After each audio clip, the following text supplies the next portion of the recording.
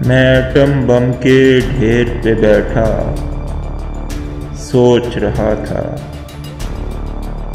मैं atom bomb के ढेर पे बैठा सोच रहा था। ये रोशनियों और रंगों का सैलाब रवां, ये रेशम के लच्छों ऐसा नर्म बदन,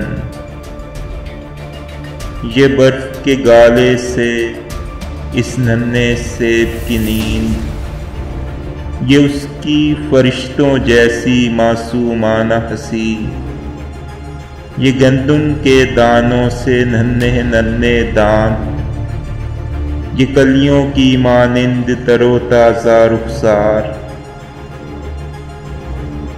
ये गैसों की खुशबू से नावाकिफ नाक, ये सिगरेट के धुएं से बेगाना दहन, ये मेरे अपने दिल सी कुशादा पेशानी, ये सुबह की पहली किरणों जैसे उसके बाल, ये सब कुछ उसका अपना है, लेकिन फिर भी ये सब कुछ आखिर कब तक उसका अपना है।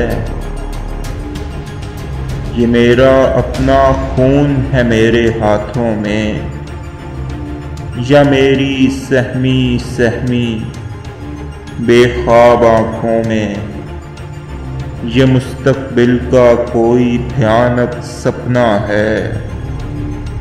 मैं खुद अपनी ही सोचों के पर नोच रहा था। मैं एटम बम के ढेर पे बैठा सोच रहा था।